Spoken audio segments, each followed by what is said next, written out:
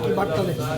আজ 11ই পৌষ, ইংরাজি 27শে ডিসেম্বর 2025 ইংরাজি।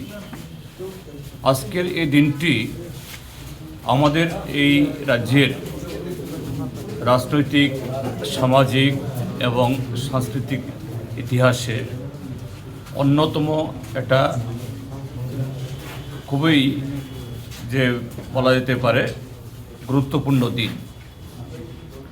আজকের এই দিনে আজ থেকে 80 বছর আগে এই ত্রিপুরা রাজ্য যখন রাজন্য শাসনের অধীনে ছিল, সেদিন ত্রিপুরা রাজ্যের রাজন্য শাসনের 1400 বছরের যে অন্ধকার, এই অন্ধকারের জঠর থেকে বেরিয়ে আসার জন্য কতিপয় যুবক, মাত্র 11 জন, কমরেড দশরথ দেব, জননেতা, ত্রিপুরা রাজ্যের প্রাক্তন মুখ্যমন্ত্রী, তার সহযোগী হেমন্ত দেববর্মা, সুধন্য দেববর্মা এবং একেবারে ওই সময়তে একদম তরুণ সদস্য ডাক্তার নীলমণি দেববর্মা, তাদের নেতৃত্বে আমাদের এই আগরতলা শহরের অদূরে দুর্গা চৌধুরীর পাড়াতে জনশিক্ষা আন্দোলনের সূচনা হয়েছিল, যার হাত ধরে এই ত্রিপুরা রাজ্যের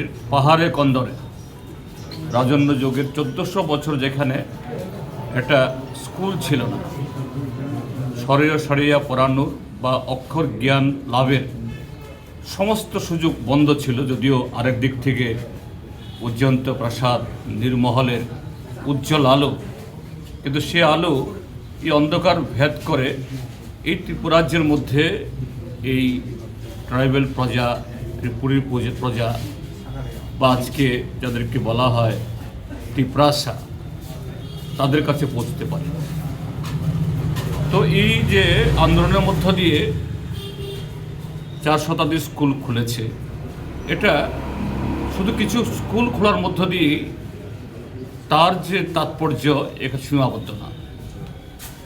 এই স্কুল খোলার মধ্য দিয়ে যে চেতনার উন্মেষ হয়েছে, সেই চেতনা ত্রিপুরা রাজ্যের রাজনৈতিক, সামাজিক, সাংস্কৃতিক যে অবয়ব,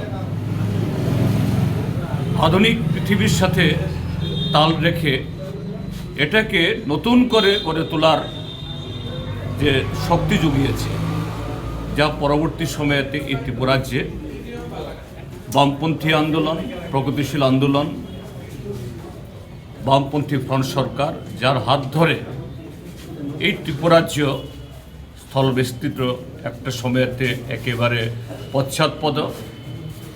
একদিক থেকে এখানকার যারা আদিবাসী অংশের জনগণ, আরেক দিক থেকে দেশভাগের যে দুর্ভাগ্যের ফলে এখানে যে হাজার হাজার লোক এখানে বসতি স্থানবদ্ধ হয়েছেন, তাদেরকে সকলকে সমন্বিত করে একটা উন্নত সমাজ তৈরি করার যে রাস্তা বা তার সমস্ত শক্তি জুগিয়েছিল এই জনশিক্ষা আন্দোলনের প্রেরণা।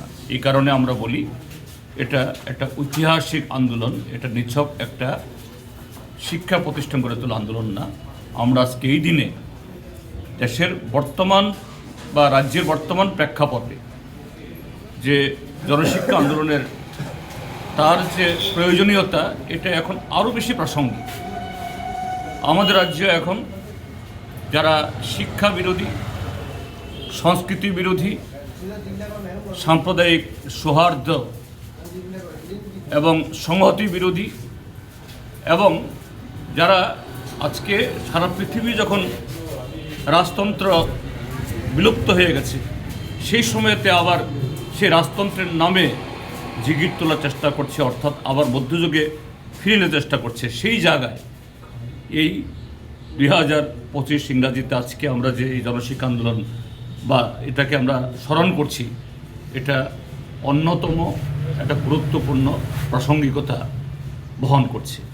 এই দিনে এই সমস্ত যে 11 জন তার যে প্রতিষ্ঠাতা সদস্য যারা, এবং পরবর্তী সময়তেও আরও শত শত হাজার হাজার যারা এই জনশিক্ষা আন্দোলন, পরবর্তী সময়তে গণমুক্তি পরিষদ আন্দোলনে যুক্ত হয়েছেন, তারা শুধু কুসংস্কার এবং কায়েমি স্বার্থের বিরুদ্ধে না। একটা সময়তে সাম্প্রদায়িক শক্তি, সন্ত্রাসবাদী শক্তি হাতেও তাদের এই কার্যক্রমকে এগিয়ে নিয়ে যাওয়ার লড়তে হয়েছে।